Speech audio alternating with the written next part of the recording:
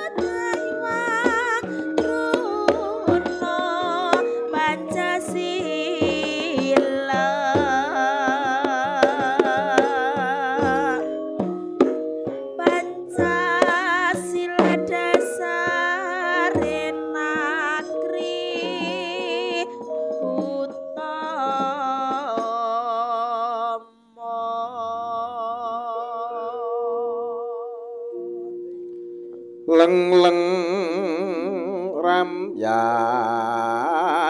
kang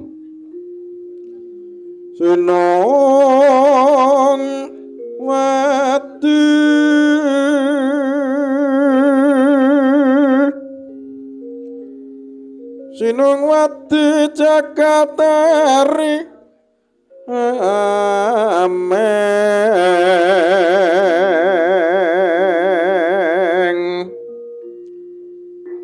Mbak lumembak ombak ing segara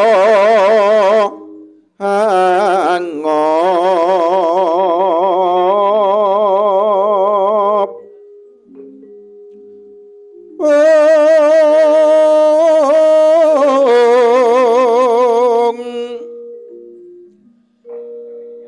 kae ana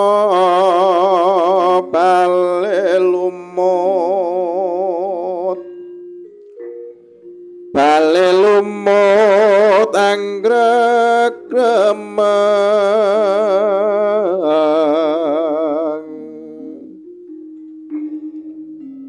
awata dencengan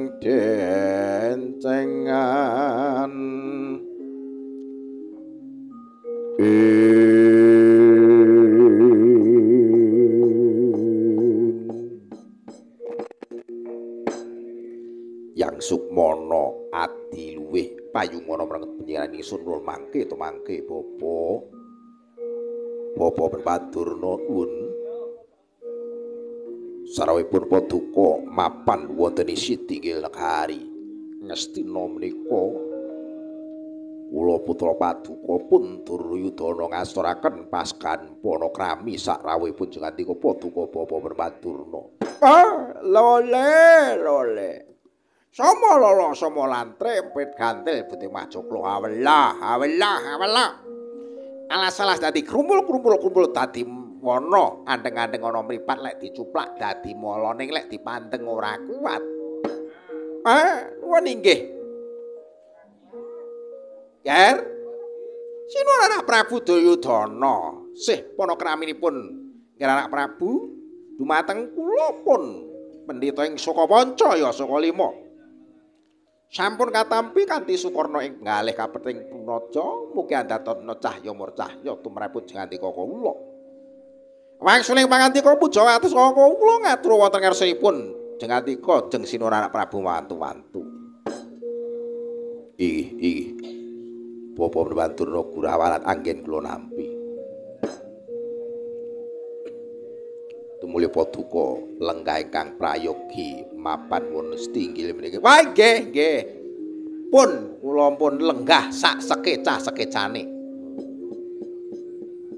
Kula niki lek mapan wonten mriki pun mboten mawi wigah-wigih pun apal panggenan kula niki wonten pundi. Soale kursi kula niku kula tengeri ngoten. Kula tulisi Druna. Dados sampai kleru kursi kula digeser kula ngertos. Kok mesti Kakang Kumbayana senengane. Lah ya piye to?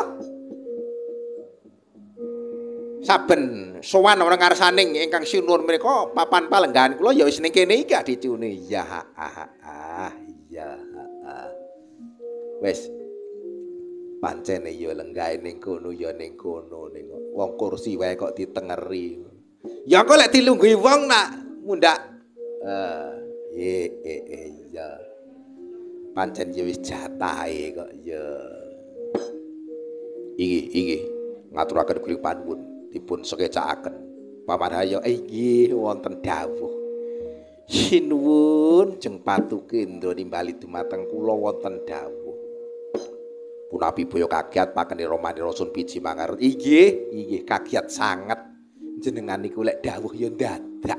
Lho niki jan gumun. Kula niki dangu sangsaya danu kalian panjenengan yang gumun. Lek dawuh sarwa dadak. Tur lek napa niku?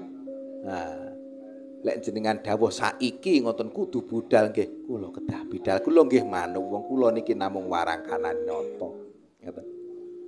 Paribatan sak klemah dawuh paduka teng pundi kemawon kula badhe nindakaken karya. Lah ngoten. Tur jenengan niku lek dawuh niku ya mboten mawi etung lan petung. Ngono. Jenengan lek dawuh ya pokoke budal ngoten. Kula niki nggih budal ngoten. Bot-bote wong tuwa ngeten iki nggih pinangka warangkananing nata menawi wonten anak-anak kula lah ngaten-ngaten niku para sata Kurawa kalebu panjenengan. Menawi wonten sabiyantu ingkang kedah kula lampahi kula nggih sagah. Wong kula menika nggih namung abdi ngoten. Panjenengan dawuh ngaten kula nggih tetep. Kula niki nggih kagiat semanger kula. Ngoten ning kula niki nggih kados dene Katiban Daru awit napa sowan kula dhateng mriki pancen nggih sampun dipun kersakaken dening Paduka awit saking menika kula ngaturaken salam taklim dumateng Paduka sinuwun jeng Patur Gendra. Ya paman, salam taklim wis tak wengku pribadi ora liwat. Uga padyastutiku tumrap marang paman Harya Sekunyi. Iye katampi anggenku dumateng tangan kalih. Mugi antados nabawa leksananing kula. Sinuwun sumangga inggih ya. Lega Kang Prayika sampun. Kula nggih kados Kakang Kumbayana menawa sampun apal kula niki lenggah kan wonten pundi. Pun apal. Kartomarma inggih wonten dawuh. Becik swanmu ana ngarsane Sun ana ing Sitil Negari Ngastina inggih. Koko Prabu dawuhipun Paduka menika sampun terwaja awit kula parikedah swan ngarsanipun dumateng Paduka Koko Prabu. Awit saking menika raharja swan kula dumateng ngarsanipun Koko Prabu amung kula ngaturaken sungkeming pangabekti mugi kunjuk sandhapipun Paduka Koko Prabu. Ya sedak tampa liwat pangestu tampanana inggih. Gurawalan anggen kula nampi antados norah daking Kang Yuwana saengga amiya cahya murcahya. Lungguh Kang Prayoga ya Kartomarma inggih. Sampun boten kurang sekeca. Sak mangke wangsul dumateng Bapak Pandhawanturna. Wah, lole. Wonten dawuh sinuwun tumuli Paduka paring dawuh sajakipun anggenipun nimbali para nayakaning praja minggahipun dumateng para pendhita kadang sentana kadang werda lan ugi para sentananing ratu menika wonten wigatos ingkang pundi mekaten Sejatosipun menika kula ugi runtik penggalih kula awit napa panjenengan ngertosi pramambak menawi negari Ngastina menika taman pagebluk Mayangkara ruhara wonten pundi-pundi wonten udan salah mangsa paribasane awit saking menika kula pinangka jejering ratu jejering Narendra ingkang parikedah sagah ngayomi para kawula kula nyuwun pitedah dumateng Paduka awit napa supados sedaya para warga sedaya para kawula menika teman ayem lan tentrem sedaya menika tansah tebih saking niskala tebih saking ruhara tebih saking pagebluk ingkang mangkara-kara. Wah, lole sama lolo sama rantri mrit ganti limutnya macok lo hawallah inggih. Sinuwun iki wonten dawuh. Kula menika nate matur dumateng Paduka. Wong urip menika namung nglampahi ngoten mawon niku taksih dipun lakokne. Lah ngoten. Kahanan menapa kemawon ingkang dumadi menika namung wonten panguwasaning Gusti kang linangkung. Lah ngaten. Wonten bungah, wonten susah. Ngaten. Wonten waras, wonten gerah. Ngaten. Dados sedaya menika namung nindakaken dharma lan karmaning gesang. Titah sawantah wonten ngalam padang pinaka seksining panguwasaning Gusti ingkang murbeng dumadi nut lumakuning kersanipun Gusti dados nggih dipun tampi kanthi sukarila ing penggalih kula pitados tiang susah menika mboten selaminipun tiang bungah menika mboten selaminipun jagat menika naminipun nyokra manggilingan inggih ngestakaken dawuh nanging menawi kula nyumuruhi para kawula sambating para kawula kahanan kemawon nangis rasaring atiku kula parikedah gumregah parikedah pados suwijining sarana kangge nyirep kang punang dahuru nggih sedaya menika dipun tampi kanthi sukarila ing penggalih sinambi nuwun dumateng purbaning Gusti ingkang kawasa lampan menika adilipun dipun lakoni ngaten inggih ngaturaken gunging panuwun duh Bapak Bandurna kejawi saking menika kula menika nembe nyupena nampi wangsiting dewa menawi wonten sarana kanggo anyirep kang punang dahuru lan pagebluk menika dewa badhe nurunaken nugraha wah lole sama lala sama lantle kula kemawon teksih badhe sumela atur la Paduka menika sampun pikantuk wangsing lha menika jan ngeten maksudipun ngeten lho tegesipun Paduka menika Nalendra ingkang caket kaliyan panguwasaning Gusti ingkang lingkung nyatanipun menika nyupena mawon nggih sampun pikantuk waksit nugraha ngaten sampun dipun paringi pitedah dening alam sampun dipun paringi pitedah dening panguwasaning Gusti ingkang murbeng dumadi nyatanipun menawi dewa badhe nurunkan nugraha Paduka ugi sampun pirsa liripun kados pundi napa leres wujudipun nugraha menika badhe nyirep kang punang daru wah menika pancen leres ngaten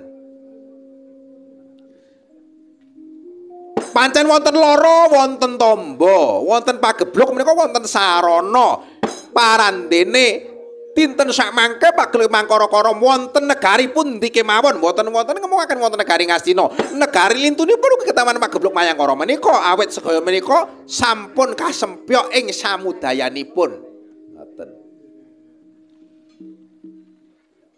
panjenenganipun nggih sami kalian wangsing kang kula tampi negari pundi kemawon ingkang saged kacondhaan wujudipun wahyu wujudipun nugraha menika saged kangge anyirep kang punang dahuru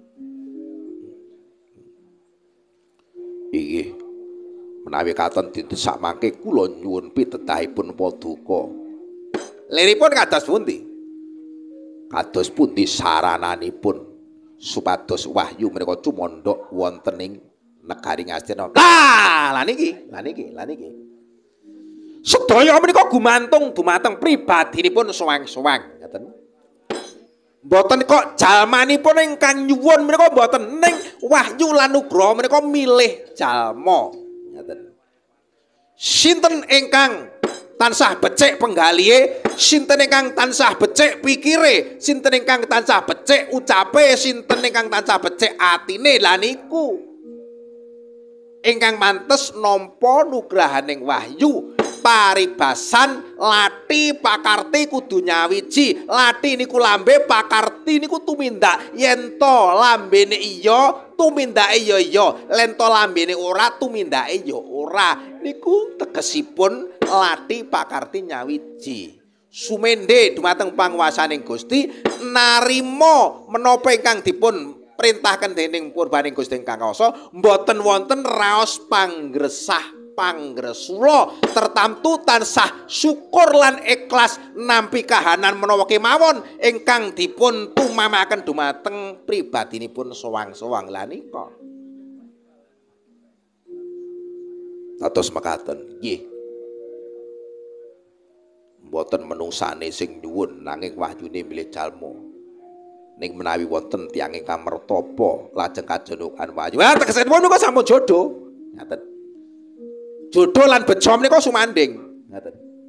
Tegesipun mengko sampun trep kalian kersanipun Gusti menawi wonten marak brata lajeng pikantuk nugraha menika pancen sampun jatahipun, ngaten. Ngilmu ingkang boten saged dipun sinaoni menika naminipun ngilmu bejo. Kawasisan kapinteran menika panjenengan ngudi wonten kemawon pundi kemawon saged, namung menawi ngilmu bejo menika tertamtu mboten saged. Monggo menawi paduka menika saged nglampahi tumindak ingkang kagos maneh kula tertamtu yakin, hakul yakin menawi wahyu menika saged tumandhak wonten negari Ngastina sak wewengkonipun teman dadi ailem lan tentrem. Mongko kantining tumuwuh salamimun nawase ling lukitaning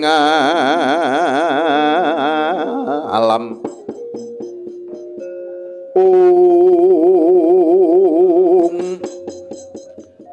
nembe dumugi semanten kenya imbal pangandika Sinuhun Prabu Duryudana miwah pendhita ing Sukalima Dyah Iwang Durna kasaru praptanipun wujuding begawan minggah dhateng setinggil Binaturata kepepeh pindha sata manggih krama.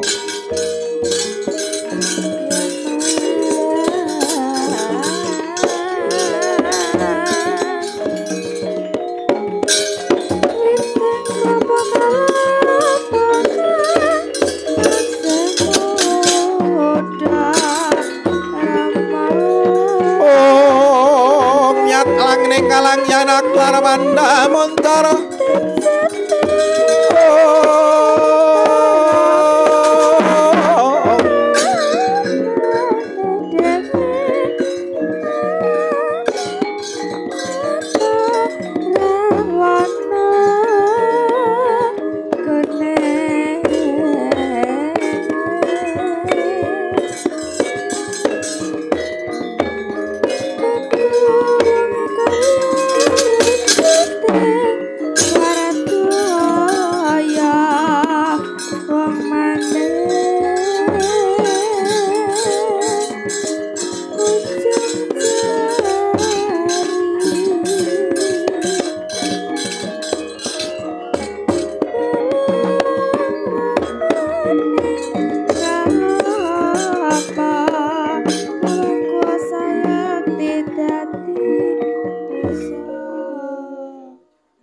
kaliman pasang tabe dinebeno ngilo-ilo dina sikuna didanding dewa. Wah. Kula nuwun sinuwun kula ingkang sowan. Inggih monggo.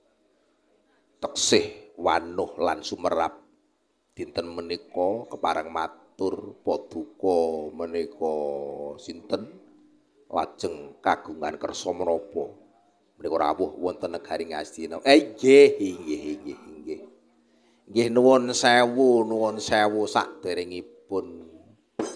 Menawi kula menika nyaruwus parapatan agung menika awit menawi paduka ndangu dumateng kula wingking kula menika peparab begawan Dewantaka. Kula menika saking pertapan awu-awu langit payung langit kemul mega.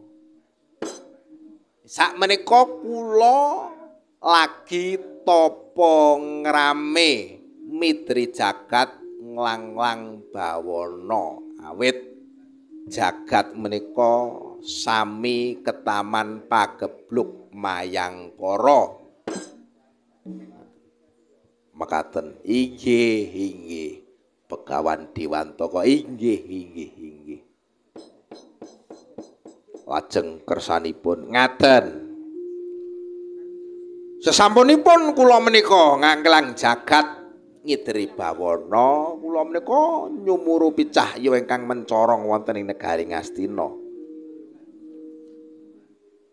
Sesarengan kula menika nawur kalian para kawula midhangetaken sesambate para kawula piye jebul pagebluk menika estu nyempyok dumateng para kawula. Dados kanthi adhedhasar menika kula mesakaken dumateng paduka miwah nayakaning praja mandhapipun dumateng para kawula. Menawi dipun keparengaken menika kula badhe tawa anyirep kang punang dahuru menika. Wilatala tiwas kebeneran. Menawi paduka peparab Begawan Dewantaka menika badhe anyirep kang punang dahuru.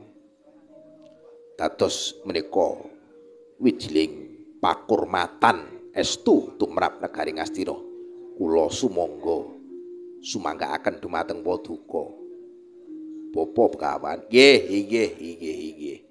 Matur nuwun menawi sampun dipun keparengaken kula badhe matur. Nggih monggo. Sejatosipun wontenipun pagebluk mayangkara ingkang sinandhang wonten negari Ngastina menika mboten uwal saking trekahipun priyantun kalih ngaten. Ingkang setunggal menika Semar, ingkang aka kalih menika para Pandhawa ngoten. Dados menawi Semar kalian para Pandhawa menika boten dipun sirnakaken tegesipun menika kangge tumbal wonten negari Ngastina. Tertamtu negari Ngastina boten saged nemahi wujudipun Waluya jati temah nirmala. Amargi ingkang angreridu ingkang reruwet wontenipun pagebluk menika nggih Semar menika. Lah samangke kathah ingkang sami ngucap wontenipun dewa badhe nulungaken nugraha mboten mungkin menawi dipun cumandhaken wonten negari Stora. Mengke paling nggih wonten negari Ngamarta. Para Pandhawa merga niku wonten pamonge sing jenenge Semar. Waduh mekaten. Jenengan rekodaya kados menapa nek loro niku mboten dipun sirnakaken. Jenengan nggih mboten jenak anggenipun dadi ratu. Ngaten. Wah. Dawuh paduka menika kok nyata-nyata estu. Rumaos kula menika dados ratu menika tansah gawang-gawang angen-angen dumateng adik-adik kula Pandhawa. Najan to menika adik kula wonten salebeting manah kula menika uga klebet dados mungsuh kula. Lah anak napa ta? Nggih. Nanging mboten gampil menawi midana Semar lan ugi mboyong Semar dhateng negari Ngastina tumuli damel tumbal wonten negari Ngastina kanggo nyirep kang ponang dahuru menika mboten gampil. Menika sujining pakaryan ingkang awrat sanget. Lah, niku lak tumrap panjenengan. Ngaten. Tumraping Begawan Dewantaka napa to sing mboten saged? Mong mateni Semar kalih Pandhawa menika paribatan suwe mijet woing ranti. Menika gampil tur sanget. Wah, pekaten. Inggih. Dados Paduka menika sagah nyirnakaken Semar kaliyan Pandhawa sagah. Menapa Paduka nyuwun pitungkas lan pitukon pintangka lintunipun kangge nyirnakaken Semar kaliyan Pandhawa. Boten. Pun kula menika lair batos badhe sabiyantu kaliyan para Kurawa mligipun Paduka sagotrah wonten negari Ngastina. Wah, tiwas kebeneran. Menawi ngaten sak mangke kula lilani Paduka menika mboyong Semar dhateng negari Ngastina kinarya tumbal ugi nyirnakaken para Pandhawa. Menawi estu Paduka sagah lan saged Paduka bawa kanthi wantaka badhe kula sengkakaken aluhur pinaka paranpara wonten ing negari Ngastina. Nggih. Menawi katen sampun pikantuk palilah Paduka Sinuhun Prabu Duryudana kula tak nyuwun pamit. Kula badhe dhateng negari Ngamarta lan Klampe Siring Merjaya Semar kalian para Pandhawa. Kula aturaken dumateng Paduka pinangka tumbal supados wahyu mangke saged sumandha wonten mriki pagelbuk enggal saged kasirep. Inggih sumangga para karsa.